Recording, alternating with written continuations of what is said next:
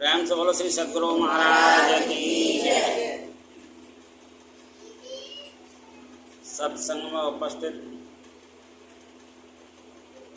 भक्तमती माताएं एवं बहनें, आज बड़ा ही एक साल के अंदर सबसे उत्तम पुण्य देने वाली तिथि है। इस तिथि का नाम अक्षय तृतीया है। अक्षय का मतलब होता है जिसका क्षति ना हो, जिसका नाश ना हो। इस तिथि में जो भी धर्म कर्म होता है, पुण्य होता है, शास्त्र में तो लिखा है आध्यात्मिक कर्म जिस घर में इस तिथि में होता है, या जो भी इस तिथि में आध्यात्मिक कर्म में शामिल होते हैं, उनके 21 पीढ़ियों के पितृ पाप रहित हो जाते हैं। आध्यात्मिक कर्म होने वालों को इस तिथि में ही माता भागीरथी, जैसे गंगा हम स्नान करने जाते हैं, गंगा स्नान का बहुत पुण्य माना गया है। ब्रह्मलोक से पृथ्वी लोक पर आई थी और माता भागीरथी ने कहा था उस समय में कि जब मैं पृथ्वी लोक पर जाऊंगी तो मेरे बेग को कौन रोकेगा। तो भगवान शिव ने अपने जटाओं में इनको बांध लिया और कई धाराएं अपने सिर से गंगा की उत्पन्न की। क्षिप्रा बेत्रवती महास्मृति ख्याता कचाया गंडकी पुण्या पुण्य जलेत समुद्र सहिता कुरुवंत वो मंगलम। संसार का मंगल करने के लिए तमाम नदियों का उत्पन्न माता गंगा के पृथ्वी पर आते शुरू। ये अक्षय तृतीया को ही हुआ था। माता का आना अक्षय तृतीया पर, इसलिए गंगा स्नान भी इस दिन बहुत महत्वपूर्ण माना गया। अगर गंगा स्नान नहीं कर पा रहे हैं, घर में स्नान कर रहे हैं, तो इन सब नदियों का नाम ले लो, वही फल मिल जाएगा। अखंड पुण्य देने वाली है। श्रद्धा के अनुसार जिस पर जितना हो, सत्तू हो, चावल हो, जो जिसकी दक्षिणा हो, जैसा ही जो देना चाहता है। अन्नदान का भी बड़ा महत्व रखा है इसने, अखंड अन्नदान का महत्व। लेकिन इस अखंड का मतलब क्या है? इसका मतलब यह कि प्रत्येक तिथि में पुण्य जो किया गया उसका फल मिलने के बाद में वो पुण्य समाप्त हो जाता है। कोई भी तिथि में हम पुण्य करेंगे वो पुण्य हमारा एक दिन समाप्त हो जाएगा। और इस तिथि में जो पुण्य होगा उसका फल तो मिलता रहेगा लेकिन खत्म कभी नहीं। इसलिए अक्षय तृतीया कहा गया इसके। सुदामा और कृष्ण का मिलन भी इसी तिथि में हुआ था, तो आज तक अक्षय है और कभी मिटने वाला नहीं। भगवान परशुराम का जन्म भी इसी तिथि में हुआ था, जो मिटने वाला नहीं। बद्रीनाथ केदारनाथ का आज घाट वो खुलता है मंदिर, वो इसी तिथि में खुलता है। बहुत से दर्शनालु लोग होते हैं और जाते हैं भगवान के दर्शन के जो आज आनंद है। आज चरणों का दर्शन होता है, वैसे और दिन चरणों का दर्शन नहीं होता, लेकिन आज चरणों का दर्शन होता है। आज ही रंगनाथ जी पर चंदन लपेटा जाता है। जगन्नाथ भगवान का आज से ही रथ तैयार होता है, जो आषाढ़ की द्वितीया के लिए उनकी रथ यात्रा होती है। आज से उसका निर्माण शुरू होता है। साल में एक ही बार जगन्नाथ धाम में मंदिर पर बैठते हैं भगवान, रथ पर जो यात्रा होती है आज के दिन ही होती है। इतना महत्वपूर्ण दिन है। जैसे और शास्त्र में तो लिख दिया गया कि अक्षय दान स्वयं सिद्ध तिथि। जिस किसी के कभी भी विवाह न बन रहे हो, इस तिथि में विवाह कर दो, उसका विवाह हो जाता है, कोई भी दोष नहीं। कितना मंगल समय है आज का। आज जैसा पुण्य साल में किसी भी दिन नहीं होता। अगर आज आपने पाप भी कर दिया उसका फल मिलता रहेगा, लेकिन खत्म कभी नहीं होगा। इसलिए आज के दिन भूल कर भी किसी भी प्रकार का पाप नहीं करना चाहिए। ना किसी भी प्रकार के विचारों को, गलत विचारों को मन में लाना चाहिए। केवल लाना चाहिए तो गोविंद के नाम, परमात्मा के नाम, उसको गाते रहो, गाते रहो। इतना अच्छा हो जाएगा आज का नाम लेने का फल कि कभी भी, जब तक पृथ्वी रहेगी, जब तक तुम्हारी आत्मा संसार में किसी भी रूप में आती रहेंगी, वो पुण्य कभी खत्म होने वाला नहीं। इतना सब कुछ आज की तिथि में मिलता है। कथा का बहुत महत्व है इस तिथि में। सत्संग का, आध्यात्मिक कार्यों का बहुत बड़ा महत्व है इस तिथि में। दान करने का बहुत बड़ा महत्व है इस तिथि में। ब्राह्मण को भोजन कराने का बहुत बड़ा महत्व है इस तिथि में। इतना बताया गया है शास्त्रों में कि घंटों वर्णन करते रहो, लेकिन इस तिथि का वर्णन नहीं किया जा सकता। अगर इस तिथि में कोई ध्यान के लिए भी बैठना शुरू करता है, उसके ध्यान की अवस्था बहुत ही अक्षय हो जाती है। किसी भी योनि में कभी भी जन्म लेगा तो वो मर करके कभी भी दरिद्र नहीं बनेगा। आज को दान करने वाला किसी भी जन्म में जाएगा मनुष्य बनेगा, दरिद्र नहीं बनेगा। और अक्षय सुख भोगेगा जिस भी योनि में रहेगा। अक्षय का मतलब जिस सुखों का नाश न होने वाला हो। इतनी पुण्यतिथि हम लोगों के नसीब में आज लिखी और हम एकत्रित हुए, ये हमारे भाग्य की और उस परमात्मा की सराहना है कि उन्होंने इस तिथि में हमें आध्यात्मिक ज्ञान सुनने के लिए सम्मिलित किया।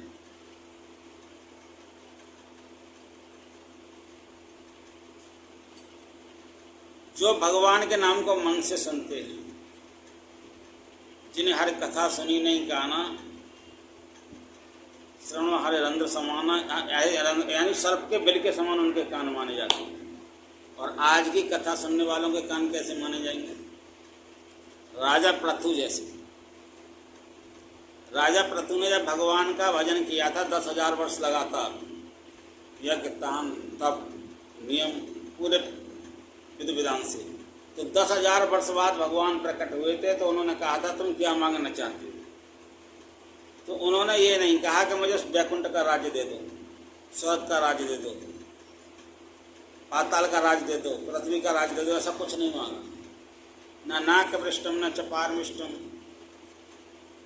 न सार्वभौमो ओ परम भौम। उन्होंने कहा ना मुझे स्वर्ग का राज्य न पृथ्वी का राज्य, मैं कुछ नहीं चाहता। महाराज फिर क्या किस लिए तपस्या की? कुछ तो मांगना ही पड़ेगा। तब उन्होंने कहा महाराज बस एक ही चीज़ दे दो, क्या कि मेरे कानों में 10,000 कानों की शक्ति दे दो। किस लिए मांगते हो? संसार में कहीं कोई काम करता रहूं, लेकिन जहाँ कहीं भी आपकी आध्यात्मिक चर्चाएं हों, जहाँ भी आपके नाम का गुणानुवाद हो, जहाँ भी आपकी कथाएं हों, वो कथाएं मेरे कानों में सुन करके मैं जन्मार्जित जन्मों के पापों को मिटाता रहूं। अब समझिए आपकी इस कथा का, इस दिन तिथि का कितना बड़ा पुण्य भगवान ने इसी तिथि में उन्हें वरदान दिया। कथा सुनने मात्र से हम लोग इस शरीर से बैठे हुए हैं, इसी जन्म में नहीं, हम मनुष्य बन गए हैं। इससे पहले भी हम कौन कौन से जन्म में गुजरे होंगे और कौन कौन सा हमने भोग नहीं भोगा होगा। पृथ्वी के कौन से कोने में हमने जन्म नहीं लिया होगा, जल में भी जन्म लिया होगा, कीचड़ में भी जन्म लिया होगा, पाताल में भी जन्म लिया होगा, स्वर्ग में भी हम रहे होंगे। लेकिन मनुष्य योनि में जो आने का फल है वो अक्षय है। आज हम जो कथा सुन रहे हैं ये हमारे जन्मार्जित जन्मों के पुण्य का फल है, जो मिटा नहीं। आज हमको अक्षय तृतीया में संत मत का सुनवा रहा है।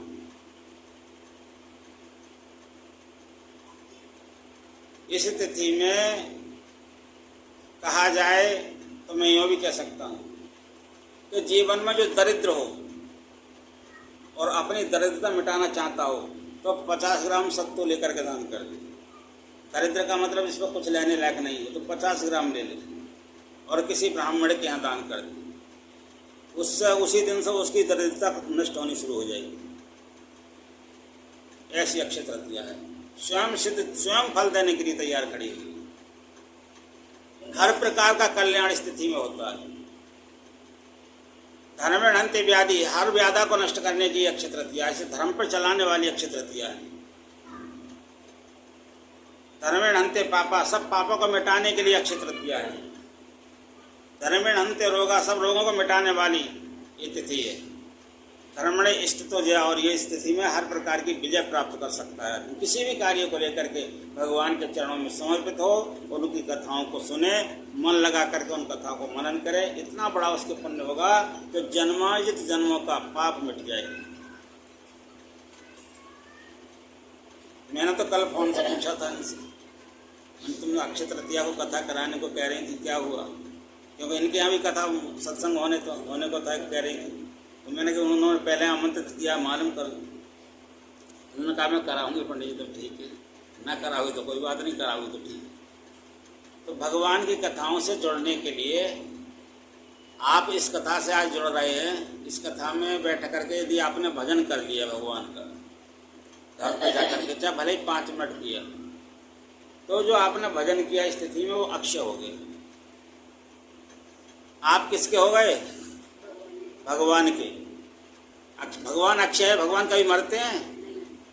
भगवान कभी नहीं मरते। और भगवान का नाम कभी मरा है? और भगवान का नाम लेने वाला कभी मरेगा? उसका हर प्रकार से सदा कल्याण हो जाएगा। जो आज भगवान के नाम पर सत्संग सुने, फिर भजन करे कुछ दिन, एक क्षण भी अगर जिसने भजन कर लिया, भाव कुभाव अनख आलसु नाम जपत मंगल दिस दसऊ, 10 दिशाओं से उसका मंगल शुरू हो जाएगा।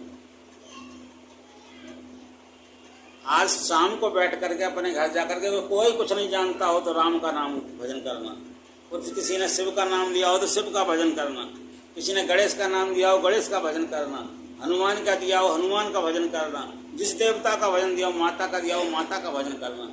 लेकिन आज भजन जरूर करना, कुछ दान करके कुछ भजन करना, तुम्हारा अक्षय हो जाएगा, जो तुम्हारे हर पाप से बचा करके तुमको विजय दिलाता रहेगा हर जन्म में। एक जन्म की बात है, क्योंकि इसका मतलब ही, अक्षय का मतलब ये जिसका नाश ना हो, जो सदा अमर रहे, जो सदा वर्तमान में आपके साथ रहे, जो पुण्य सदा साथ रहे, वह अक्षय तृतीया को दान करने का फल है। भगवान की कथा सुनने का फल है, भगवान की भक्ति करने का फल है, भगवान से जुड़ने का आज का सबसे अच्छा फल है। भगवान से जुड़ते कैसे हैं? भगवान की भक्ति कहाँ से शुरू होती है? भगवान की भक्ति शुरू होती है संतों के चरणों से। हम किनके चरणों में बैठे हैं? संतों के चरणों में बैठे, संत हमारे सामने बैठे। संत के चरणों में जाते ही, संत कहते किसको हैं? जिन्होंने अपने जीवन में शांति प्राप्त कर ली, जिनकी शरण में जाने पर, जिनकी कथा सुनने पर, जिनका नाम सुनने पर मन में शांति उत्पन्न हो जाए, संसार का कलयुग का जो कलेश है वो खत्म हो जाए, मन प्रसन्न हो जाए, कल किसी भी प्रकार के राहु केतु का कभी कोई संकट ना व्यापे, ऐसी संत में जिस शरण में जाकर के जो कथा सुनते हैं उनका पुण्य अक्षय हो जाता है। सदगुरु महर्षि में ही परमहंसी महाराज के चरणों में हम लोग बैठे हुए हैं। लाखों लाख लोग इस भारत के अंदर, विदेश के अंदर इनका ध्यान कर रहे हैं, इनकी बातों पर और इनका स्मरण कर रहे हैं। वो नष्ट नहीं हुए आज तक। सत्संग में जो भगवान के संतों से जुड़ता है, रामायण में साफ लिख दिया है, भगवान राम ने कहा है कि प्रथम भगत संतन कर संगा। भक्ति का प्रारंभ होता है कहाँ से? संत के चरण से। भगवान ये भी कह सकते थे प्रथम भगत भगवान कर संगा, लेकिन ऐसा तो नहीं कहा गोस्वामी ने। उन्होंने कहा प्रथम भगत संतन कर संगा। अगर भगवान से अपनी जिंदगी अच्छी चाहते हैं, अगर भगवान से आप मिलना चाहते हैं, तो पहले किससे मिलना पड़ेगा? संत से। संतों में सदगुरु होते हैं, उनसे मिल करके, जब तक हम उनसे ना मिलेंगे संत से, तब तक हम भगवान से कभी नहीं मिल सकते। ज्ञान देने के लिए तो गुरुओं की कमी नहीं है। ज्ञान तो वो भी दे रहे हैं जिन्होंने कभी प्रकाश नाम की चीज़ें ही नहीं देखी, जिन्होंने कभी बिंदु नाम का दर्शन ही नहीं किया, जिन्होंने अनहर नदों को ही, नाद को भी कभी नहीं सुना, जिन्होंने एड़ा पिंगला के बीच में सुषुम्ना में कभी ध्यान ही नहीं किया, वो भी ज्ञान दे रहे हैं। उस ज्ञान से कल्याण होने वाला नहीं है जब तक एड़ा पिंगला के बीच में जो सुषुम्ना नाड़ी है, इसके बीच केंद्र में ध्यान नहीं किया जाता है, तब तक पुण्य अक्षय नहीं होता। अब बिंदु जब देख लेते हैं तब पुण्य अक्षय हो जाता है। तो आज अक्षय तृतीया में जो ध्यान करेंगे, भजन करेंगे, गुरु महाराज के बताए हुए नाम का स्मरण करेंगे, उनका पुण्य अक्षय हो जाएगा, वो मिटने वाला नहीं। किसी भी लोक में कहीं भी प्राणी जाएगा, वो कहीं भी नहीं मिटने वाला, यमराज के दरबार में भी नहीं मिटने वाला। अक्षय को यमराज भी नहीं मिटा सकते। ऐसा पुण्य अक्षय तृतीया से शुरू होता है। प्रथम भगत संतन कर संगा। भक्ति करने से क्या मिलता है? अगर हम मजदूरी करेंगे तो क्या मिलेगा? पैसा मिलेगा, दाम मिलेगा। अगर हम भोजन करेंगे तो क्या मिलेगा? पेट के लिए आराम मिलेगा, भजन यानी पेट भरेगा, शक्ति मिलेगी। और यदि हम भजन करेंगे तो शांति मिलेगी, धर्म होगा, परलोक अच्छा होगा, और अंत में लास्ट में भगवान भी मिलेंगे। भजन करेंगे तो ज्ञान भी पैदा होगा। सत्संग करेंगे तो क्या मिलेगा? ज्ञान मिलेगा। ज्ञान से क्या होगी? भक्ति का प्रारंभ होगा। भक्ति का जब प्रारंभ हो जाएगा तो भगवान के पास जाने का रास्ता खुल जाएगा। पीपल पर कलावा बांधने से भगवान का दर्शन नहीं हो सकता। अब देखो हम लोग कैसे हैं। एक पत्थर को एक कलाकार उसको बना करके तैयार करता है और मंदिर में वो पत्थर भगवान बन जाता है। दोबारा उसे भगवान सब उसे क्या कहेंगे? भगवान की मूर्ति है। ये तो नहीं कहेंगे पत्थर की मूर्ति है। क्या कहें? भगवान की मूर्ति कहेंगे कि नहीं कहेंगे? एक बार पत्थर बन करके मंदिर में गया और भगवान बन गया, उसकी प्राण प्रतिष्ठा हो गई। उसके गुरु ने उसका संचार कर दिया, उस पत्थर में से नाक आँख बना करके तैयार किया। गुरु बनाता है। ये कौन होता है? कलाकार होता है गुरु। उस पत्थर को पीट पीट करके जैसा उसको चाहता है वैसा ढाल देता है। हनुमान जी की मूर्ति ढाल दे, शिव की मूर्ति ढाल दे, राम की मूर्ति ढाल दे, कृष्ण की मूर्ति ढाल दे, वो बनाता है। उससे पूछो तुमने देखा है? वो कहता है देखा नहीं, हम तो कलयुग में पैदा हुए हैं। पर हमने ये अनुमान कर लिया है, अनुमान है कि भगवान कृष्ण ऐसे थे। राम को देखा तो नहीं है, लेकिन अनुमान कर लिया है भगवान राम के पास धनुष बाण था, ऐसा लिखा हुआ है। उस अनुमान से बना दिया है। शिव जी को देखा नहीं है, लेकिन माले में शिवलिंग की पूजा इस तरह से होती है, ऐसी शिवलिंग हमने बना ली। बना उसने शब्दी, देखा कुछ नहीं है, अनुमान है। लेकिन वही अनुमान उसका जब बन करके मंदिर में पहुंचा, उसकी प्राण प्रतिष्ठा हुई तो क्या हो गया? भगवान। अच्छा, हम लोग कितनी बार मंदिर गए होंगे बताओ? हम कितनी बार मंदिर गए होंगे हम लोग? हैं? भगवान बने कि नहीं? अच्छा, भगवान के भक्त बने कि नहीं? भगवान के सेवक, भगवान के दास, भगवान से बातचीत हुई कि नहीं? भगवान ने कुछ कहा कभी? कुछ नहीं हुआ। क्यों? पत्थर जिस भाव से रखा गया उस भाव से हम कभी भगवान के मंदिर नहीं गए। पत्थर जिस भाव से प्राण प्रतिष्ठा की गई, पूजा की, उसे अन्नादवास किया, जलादवास किया, फलादवास किया, घृतादवास किया, वस्त्रादवास किया, जल शयन उनके जो भी किए, सब प्रकार के फूलादवास किया, वो जिस भाव से उनका किया गया वो हमने कभी भी वो भाव भगवान के चरणों में जाते समय में नहीं लगाया। अभी मैंने कहा था भाव हमारा जब उज्जवल होगा, भाव का भूखा हूँ मैं, भाव ही के सार है, और भाव से मुझको भजे तो कर दो भव से पार है। बिना भाव सर्वस्व देव यह कभी लेता नहीं, और भाव वाले व्यक्ति का भरपूर मुझ पर भार है। हमारे पास वो भाव आज तक नहीं आया कि हम भगवान के मंदिर जाएं, पत्थर तो भगवान बन जाएं, लेकिन हम इंसान भी ना बन पाए।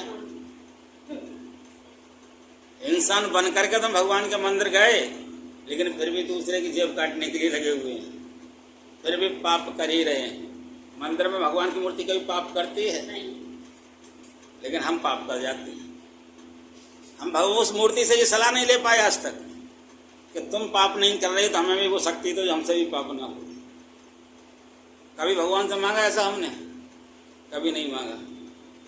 अगर हम भगवान से मांगते, भगवान हमारे पापों को मिटा सकते थे और हमारी वो बुद्धि हमको दे सकते थे, तो हम कभी पाप ना करते। कभी भगवान से मांगा कि हमें ऐसे तो आपकी भक्ति हो हम पर? नहीं मांगा। क्या मांगा?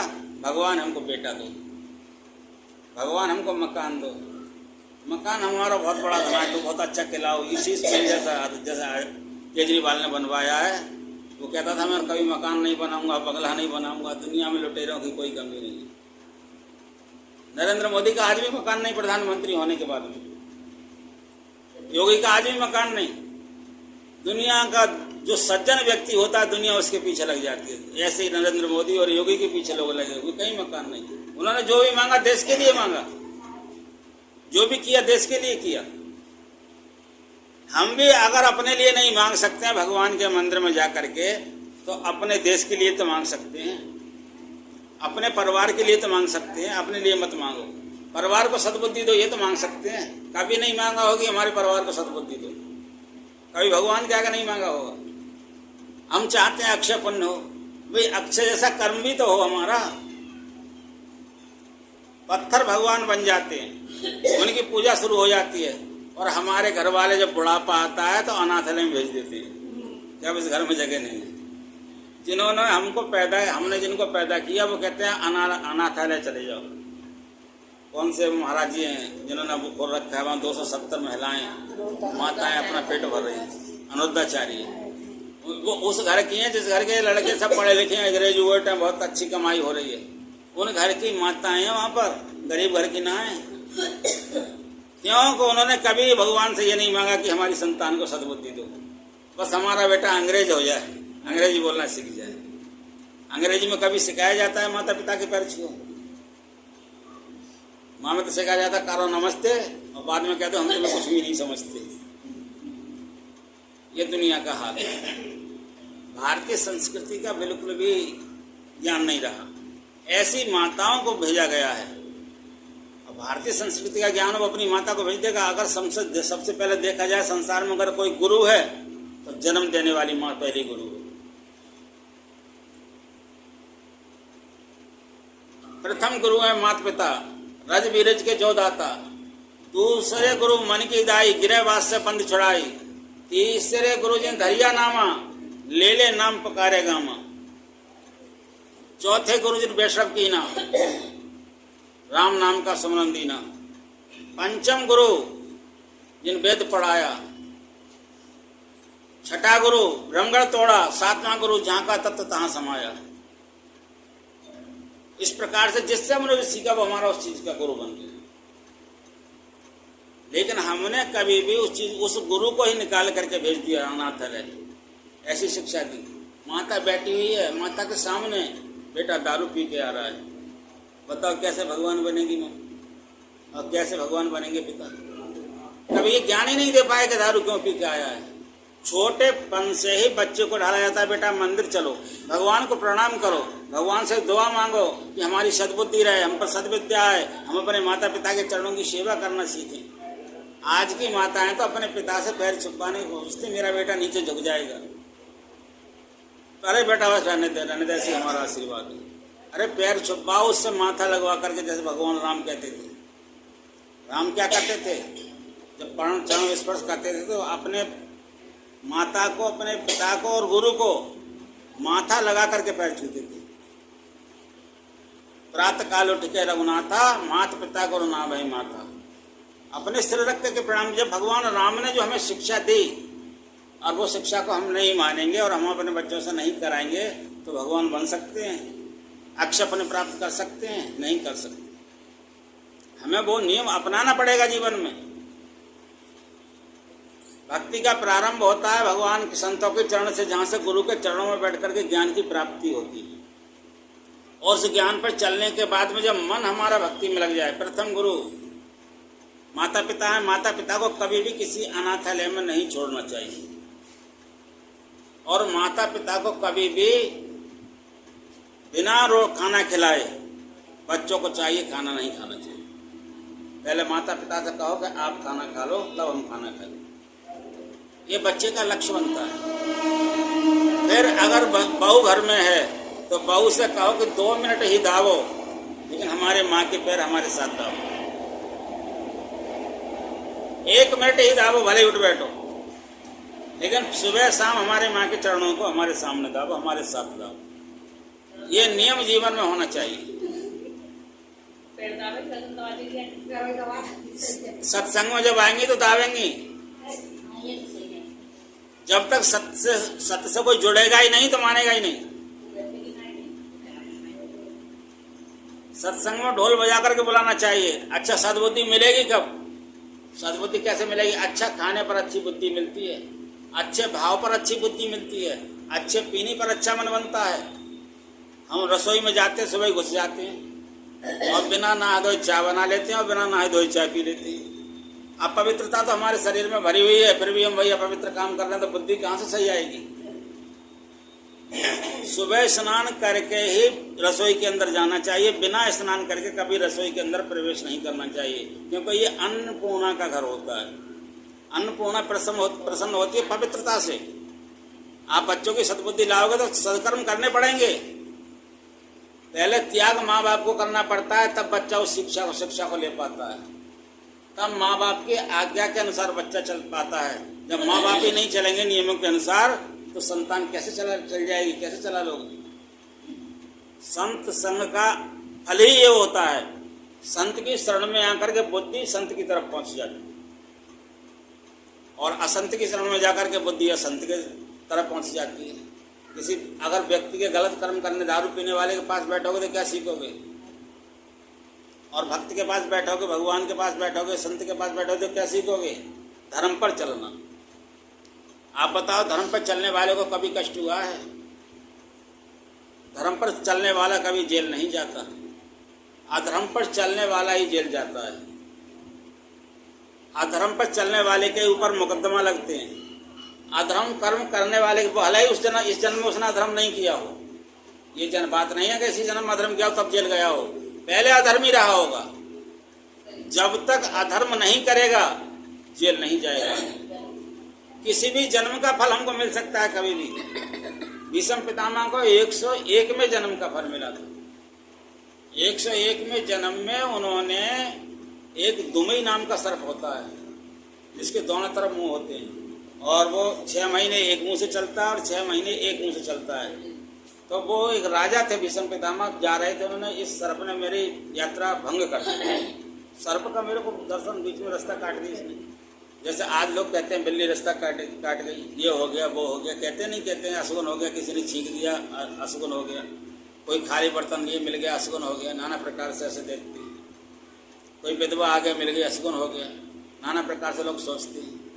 लेकिन इसी प्रकार से भीष्म पितामह ने सोचा था, और भीष्म पितामह ने उस दुमई नाम के सर्प को एक तीर से भेद कर झलबेरिया पर डाल दिए। जो बेरी होती है उस पर कांटे होते, उन कांटों में वो फंस गया, और कांटों में फंस करके वो सर्प 6 महीने तक पड़ा रहा। 6 महीने के बाद मरा। तो 101 में जन्म के बाद में जो जन्म हुआ, 101 में जन्म हुआ अर्जुन का, वो दुमई नाम का सर्प।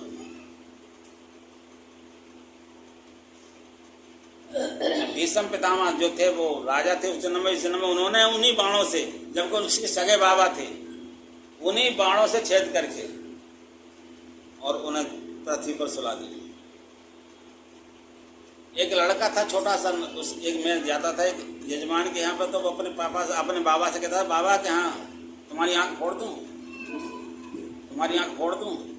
अरे ना ना बेटा ना। एक दिन उन्होंने दोनों उंगली उसकी आंख में कर दी अपने बाबा की, और दोनों ही आंख फोड़ दी। तो मैंने सोचा ऐसा क्यों हुआ इसके साथ में। तो अंदर से भाव आया कि पहले ये कोई तीर मार था, आज बाबा बन करके आया है, इसने तीर चला करके किसी चिड़िया का वध किया था, आंखें फोड़ी थी। आज उसने आकर के, मेरे अंदर से भाव आ रहा है, और उसने नाती बन करके आज इसकी आंखें फोड़ी।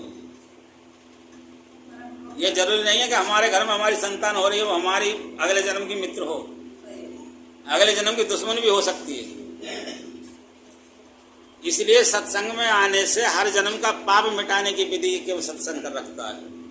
जन्मांजित जन्मों के पापों को मिटाने की ताकत संत मत का सत्संग रखता है, क्योंकि वो ज्ञान मिलता है जिस ज्ञान से आदमी भवसागर पार हो सकता है। तो ये जरूरी नहीं है हमारे घर में हमारा बेटा है, नाती है, वो हमारी सेवा करने के लिए आएगा, ऐसा जरूरी नहीं है। किस जन्म का हमसे कौन सा एवज लेने के लिए आएगा कोई पता नहीं।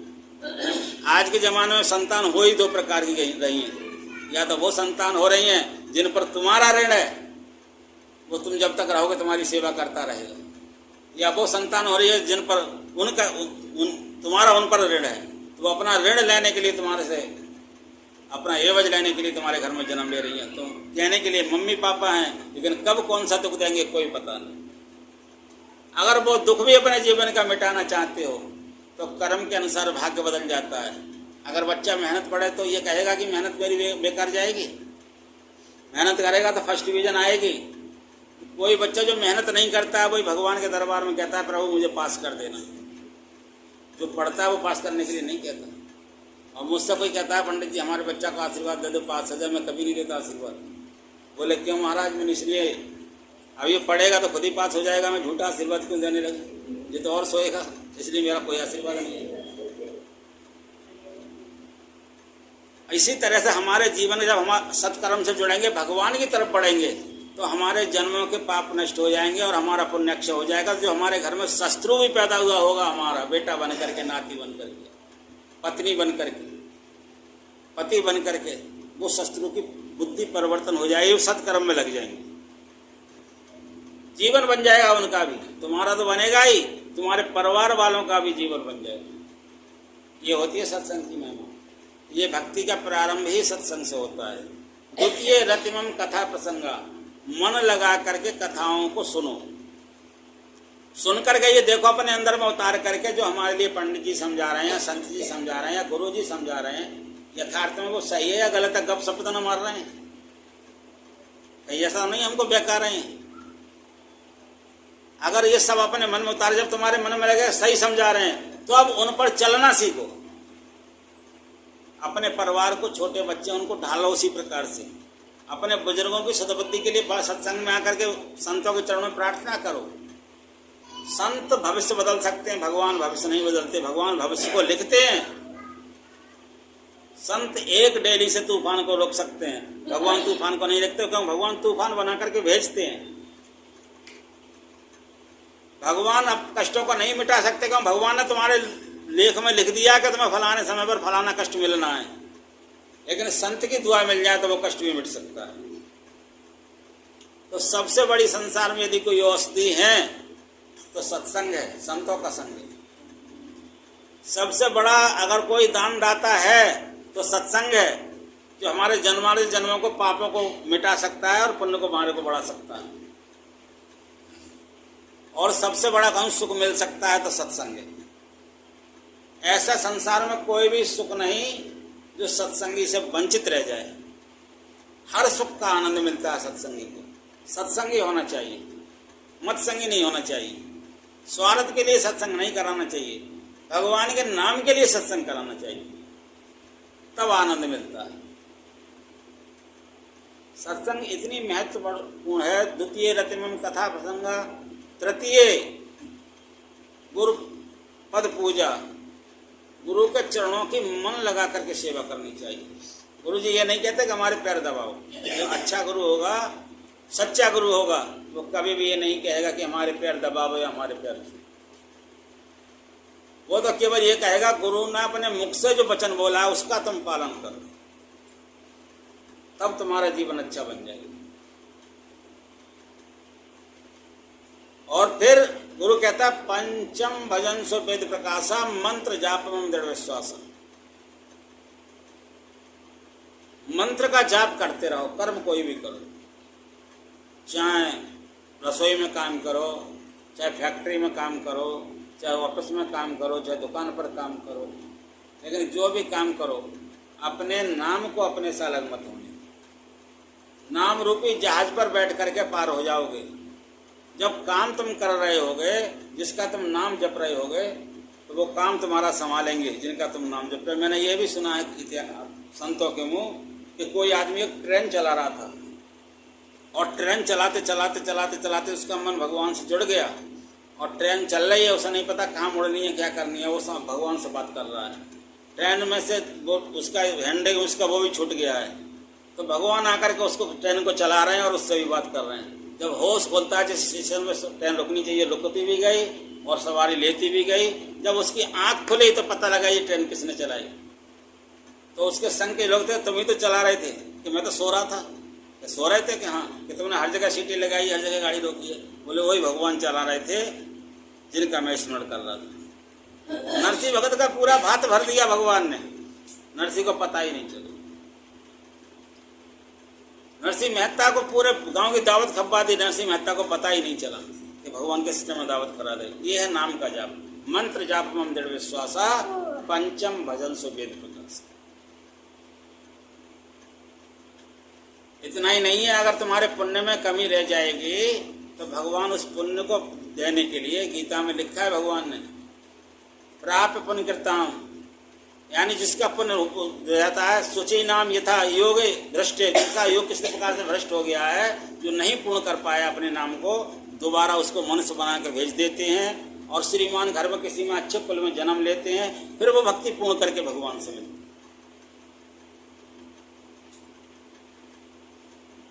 अपने दम को भक्ति होती कब है?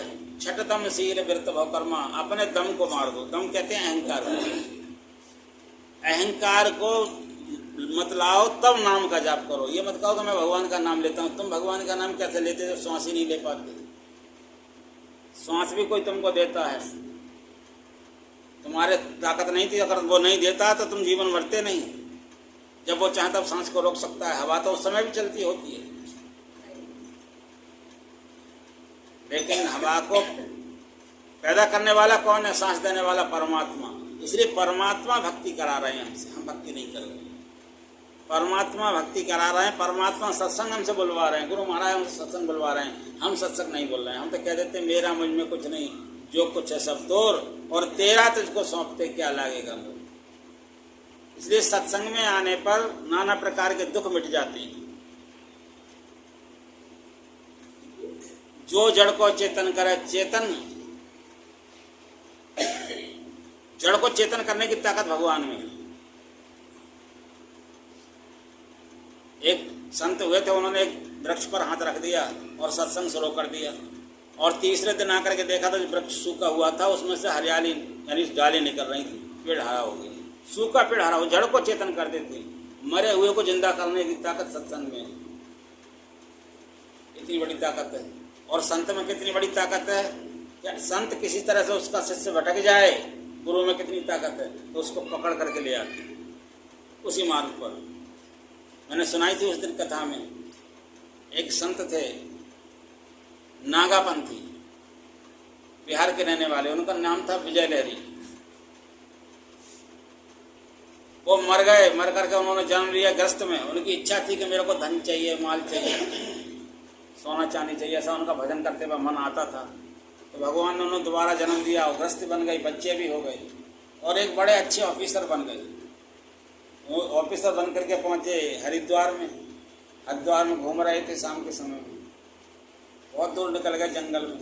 बोले अब लौटते रहे तो आवाज़ आई कि लहरी इधर आओ, मैं तुम्हारा इंतजार कर रहा हूँ, इधर आओ, मैं तुम्हारा इंतजार कर रहा हूँ। लहरी वहाँ पर पहुँचे, आवाज़ दी, फिर आगे बढ़े, कोई नहीं दिखा। फिर आवाज़ आई लौट के मत जाओ, मैं तुम्हारा इंतजार कर रहा हूँ, इधर आओ। आवाज़ तो जान पहचान जैसी लगती है। वो लहरी कहने लगे अपने दिमाग में, आवाज़ तो जानी पहचानी लगती है, कौन हो सकता है? फिर आगे बढ़े तो उन्होंने देखा एक पहाड़ी के ऊपर एक संत बैठे हुए हैं, और उन्होंने कहा लहरी तुमने हमको पहचाना? बोले हमने नहीं पहचाना। तुम नहीं जानते हमको? हम तुम्हारा 3 जन्म से इंतजार कर रहे हैं, 3 जन्म से हम तुम्हारा इंतजार कर रहे हैं। हम तुम्हारा जब तक उद्धार नहीं कर देंगे तब तक हमको शांति नहीं मिलेगी। यही बात हमारे गुरुजी ने हमसे कहा था जिस समय में दीक्षा दी थी, स्वामी विवेकानंद ने, कि जब तक मैं अपने शिष्य को गुरु भगवान की गोदी में नहीं बैठाल दूंगा तब तक मैं बार बार उसके लिए आता रहूँगा और उसका ज्ञान देता रहूँगा। जब मेरी आत्मा संतुष्ट होंगी, जब भगवान की गोदी में उसको बैठा दूँगा। एक बार हनुमान से पूछा गया लक्ष्मण से, भगवान राम ने, कि तुम मेरे साथ में 12 साल 14 साल जंगल में रहे, तुम्हें कब शांति मिली? बोले आपके साथ तो महाराज रोज रहा, लेकिन जो शांति मैंने हनुमान जी की गोद में रह करके वो यात्रा की थी, वो शांति मुझे दोबारा कहीं नहीं। संत की जिस समय में गोदी में था वो सबसे बड़ी शांति। भगवान के पास जाकर के आप नरक में जा सकते हैं। आप देखते हैं वैकुंठ धाम के जो थे जय विजय, भगवान के पार्षद थे, सुना होगा आपने, जिन्होंने रावण के जन्म लिया था, राक्षस बने थे, नरक लोक में उन्होंने आकर के योनिया भोगी राक्षस बन गए। लेकिन संत की शरण में रहने वाला कहीं इतिहास में नहीं दिया गया कि वो जाकर के राक्षस बन गया, वो जाकर के भिखारी बन गया। भगवान के चरणों से आदमी डिग सकता है और फिर दोबारा राक्षस बन सकता है। संत के चरण में जाने वाला कभी राक्षस नहीं बन सकता, कभी डिग नहीं सकता। संत एक बार नहीं, पलट पलट के 1000 बार संभालते हैं। जैसे कुम्हार घड़े के लिए बार बार पीटता है और अंतर हाथ सहारता है, ऐसे ही गुरु अपने शिष्य के लिए बार बार ज्ञान दे दे करके उसे संभालते हैं और उस मंजिल पर पहुंचा देते हैं जिस मंजिल को उन्होंने चाहा है।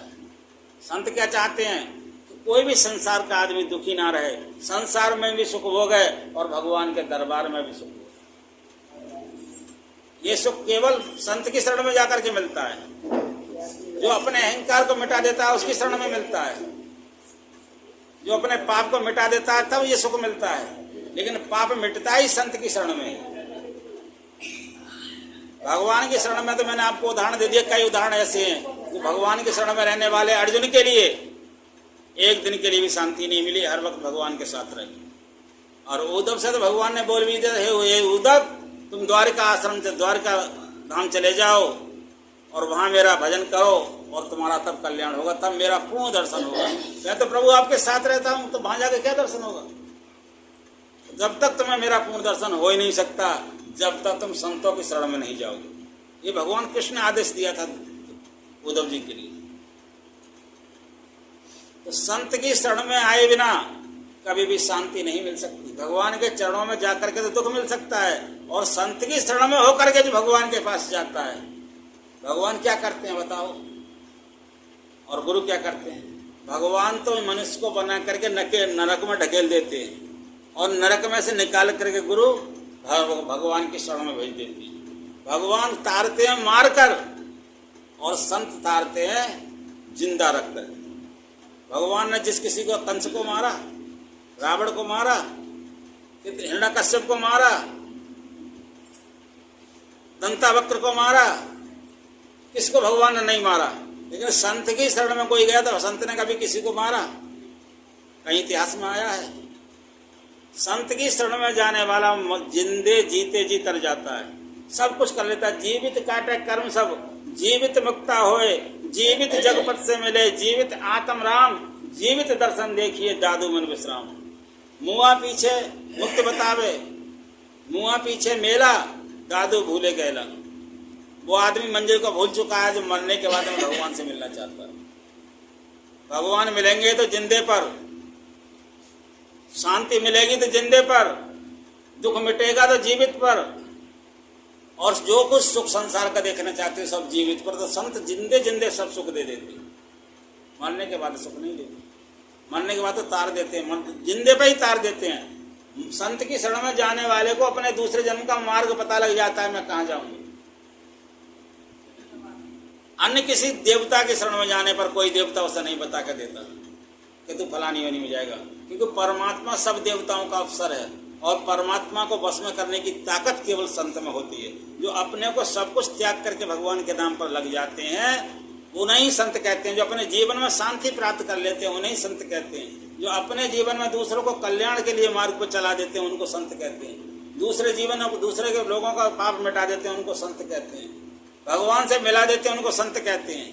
भगवान से मिला करके उन्हें पूर्ण संतुष्ट कर देते हैं, शांति मिल जाती है जीवन में, उन्हें संत कहते हैं। आप दौलत पाकर के शांति नहीं प्राप्त कर सकते। दौलत के बाद भी कोई ना कोई उछल डोबल लगी रहेगी। गड्डियाँ तो घर में होंगी लेकिन चिंताएं दिमाग में भरी होंगी, शांति नहीं होगी। लेकिन संत की शरण में आकर के गड्डियाँ भी होंगी और शांति भी होगी। संत ऐसी चीज है जो नीचे से ऊपर तक शांति देने की कोई ताकत रखता है, जीवन में खुशबू पैदा कर सकता है, तो वो केवल संत सदगुरु होते हैं। ऐसे गुरु की शरण में जाकर के ही सुख मिलता है। तब उन्होंने कहा बेटा मैं तेरे को 3 जन्म से खोज रहा हूँ, अब तू आ गया मेरे पास लहरी, तू मुझको पहचानता है नहीं कि मेरे को प्रणाम करो। उन्होंने वो खुद अपने उनके गुरु ने कहा मेरे को प्रणाम। जब प्रणाम किया दोनों ही बर्दहस्त्र आगे बढ़ा करके उसके ऊपर रख दिए और मैंने तेरे को पूर्व जन्म का ज्ञान दे दिया। जब उन्होंने आंख खोली देखा, बोले पूर्व जन्म का, तो उसका हाथ पकड़ करके ले गए एक गुफा के अंदर और कहा देखते हो ये क्या है, ये आसन किसका है? गुरुदेव ये आसन तो मेरा है। ये कंबल किसका है? तो मोड़ते थे। बोले गुरुदेव ये तो मेरा है। ये कमंडल किसका है? बोले मेरा। ये जो खड़ाऊ रखे ये किसके? बोले गुरुदेव मेरे हैं। अब मैं नहीं जाऊंगा। बोले क्यों नहीं जाओगे? बोले गुरुदेव मेरे को आपने याद दिला दिया पूर्व जन्म की, अब तो मैं आपकी शरण में रहूंगा और भगवान का भजन करूंगा। इस जन्म में ही अपनी पूर्ण भक्ति प्राप्त करना चाहता हूँ। बोले तुमको जाना पड़ेगा, मेरा आदेश है। जाकर के मैं क्या करूँगा? जिस गृहस्थी में रह रहे थे उसी गृहस्थी में रहना, जिन बच्चों के साथ जी रहे थे उन्हीं बच्चों के साथ जीना। जो तुम्हारी पत्नी थी उसको ये मत बताना कि मैं अपने गुरु से मिल चुका हूँ, वैसे सेवा करते उसी तरह से सेवा करना। और परिवार का उद्धार, संसार का उद्धार करने के लिए आप सत्संग जरूर शुरू करो। बोले सत्संग में जो मुसीबत के मारे लोग आएंगे तो उनके लिए मैं कैसे मिटा पाऊंगा उनके पापों को? मुसीबत के लोग मारे हुए आकर के प्रार्थना कर सकते हैं, रो सकते हैं, बोले तुम उनसे कुछ मत कहना, उनके ऊपर कृपा दृष्टि। बोले जब महाराज मेरे ऊपर कष्ट आएगा तो क्या करूँगा? मेरे को ये आशीर्वाद दो कि जब मैं तुम्हें बुलाऊं तो मुझसे बात करने के लिए आपको आना पड़ेगा। बोले मैं तेरे से रोज रात को मिलने के लिए आऊँगा, एक दिन भी ऐसा नहीं छोड़ूंगा मैं तेरे पास नहीं है। तेरे कष्ट मिटाने के लिए, तुझे शक्ति प्रदान करने के लिए, तेरे भक्तों का दुख मिटाने के लिए मैं रोज तेरे पास आऊँगा, एक दिन भी ऐसा नहीं होगा जो मैं तेरे पास नहीं आऊँ। अब दोनों ही रात को बैठते थे, दिन में वो सत्संग भजन करने लगे, नौकरी छोड़ दी। भक्त बहुत बन गए उनके। सत्संग जब करते थे तो 500-500 लोग उनके भजन में बैठते थे एक बार में सत्संग में। अब कोई माताएं दुखी होकर के ये भी दुखना भी रोती थी, तो मुँह से कुछ नहीं कहते थे, देख लेते थे, उनका दुख दूर हो जाता था। और रात को आकर के घर पर रोते थे। जब बच्चे सब सो जाते थे, गुरु महाराज मेरे पास तो ऐसे व्यक्ति आया, बहुत रो रहा था, मैं क्या उसके विषय में करूँ, इस दुख को कैसे मिटाऊँ? तो प्रत्यक्ष गुरु जी हो जाते थे। अब गुरु जी होते थे तो गुरु की कृपा से शिष्य के शरीर से महा ओजस किरणें निकलती थी। गुरु का प्रकाश तो था ही था, लेकिन उनके प्रकाश से उनके अंदर भी किरणें पैदा हो गई थी, तो दोनों ही प्रकाश रूप में बैठ जाते थे और बात करने लगती थी। 2 कमरे थे, एक में बच्चे और पत्नी सोती थी, वो अलग बैठ के भजन करते थे, भजन का आसन अलग बना रखा था। एक दिन का क्या हुआ कि एक दिन उनके परिवार में काफ़ी रिश्तेदार इकट्ठे हो गए। अब जिस कमरे में पत्नी सोती थी उसमें तो बच्चे ही सोते थे, कैसे सो सकें सब? तो जिस कमरे में वो रहते थे उन्होंने उसमें अपने रिश्तेदार बैठा दिए, सबको सुला दिया। अब दूसरे कमरे में जो थे वो स्वयं चले गए जिसमें पत्नी सो रही थी। अब रात को उनको कहाँ चैन आए? जैसी रात के 12 बजे वो ध्यान में बैठे, गुरु को याद किया, गुरु प्रत्यक्ष हुए और पत्नी उस समय में सो जाती थी। लेकिन उस दिन गुरु की कृपा ऐसी हुई, भगवान की, परमात्मा की होनहार होने को बनाई जाती है प्रत्यक्ष ध्यान देने के लिए। तो उनकी जब गुरु और शिष्य बात कर रहे थे तो उनकी पत्नी जग गई। उन्होंने देखा 2 महापुरुष बैठे हुए, इनकी आंखों, इनके किरण ऐसा निकल रहा कि इनकी देखने के लिए मेरी आंखें नहीं खुल पा रही हैं। इतना बड़ा प्रकाश था कि उस चकाचौंध में पत्नी की आंख बंद हो गई। आंख खुले ही नहीं, बात तो सुने, आंख नहीं खुले, इतने तेज प्रकाश। 2 महापुरुष दिखलाई दिए उसे बैठे हुए, और दोनों की आवाज़ भी सुन रही थी। जैसे 5 बजे गुरु महाराज गए, वो शांति से ध्यान में आए, जैसे मनुष्य लगते थे ऐसे वो लगने लगे। पत्नी उठी, उठ करके अपने पति के चरणों में गिरी और कहने लगी, महाराज मेरे अपराधों को क्षमा कर दो, मैंने आपके साथ में बहुत झूठ साथ बोला है और मुझे अपना शिष्य स्वीकार कर। पति ने भी अपने पति से दीक्षा ले ली, अपने परिवार का भी उद्धार किया और दूसरों का भी उद्धार किया। किसकी कृपा थी? संत की, गुरु की। ऐसे गुरु के शरण में जाने वाले के जन्मार्जित पाप मिट जाते हैं, वही अक्षय तृतीया का फल प्राप्त करते हैं। अगर संसार में कुछ पाना चाहते हो तो पहले संत की शरण में जाओ। भगवान कभी नहीं मिलते बिना संत। कितने ही कोई भगवान के नाम तुमको बता दें, जितने दुनिया में पृथ्वी पर कण हैं उतने भगवान के नाम हैं। इतने कण हैं, जितने जीवात्मा उतने भगवान के नाम हैं, लेकिन भगवान बिना गुरु के नहीं मिलते। और गुरु भी ऐसे हों जो शिष्य के उद्धार कर सकें और कल्याण कर सकें। ऐसे गुरु की शरण में जाकर के अक्षय तृतीया का पुण्य मिलता है। दीपक से दीपक जला दिया जाए, एक दीपक रखा हुआ जल रहा है और आपने उस दीपक से दूसरा दीपक लगा दिया, तो जिस दीपक से दीपक जला उसकी रोशनी कम हो जाएगी? वो प्रकाश कम देगा या बुझ जाएगा, या वो उसकी महिमा कम हो जाएगी? अच्छा, दूसरा जो दीपक जलेगा उसकी उतनी दीपक रोशनी होगी कि नहीं होगी जितना पहले दीपक में थी? होगी कि नहीं होगी? उतनी उसके अंदर रोशनी होगी, लेकिन उसकी भी महिमा कम नहीं होगी। इसलिए सदगुरु जब गुरु को किसी को शिष्य बनाते तो शिष्य नहीं बनाते, उसको सदगुरु ही बना देते हैं। अगर वो नियम पर चलता रहे तो उसका जन्मों का कल्याण कर देंगे। इसलिए संत के संग में जाकर के ही अक्षय तृतीया का फल मिलता है। इस अपनी वाणी को विराम देते हुए यहीं पर विराम करता हूँ। क्षमा चाहता हूँ किसी को कुछ मेरे शब्दों में त्रुटि लगी। श्री सतगुरु महाराज की। इसको बंद कर।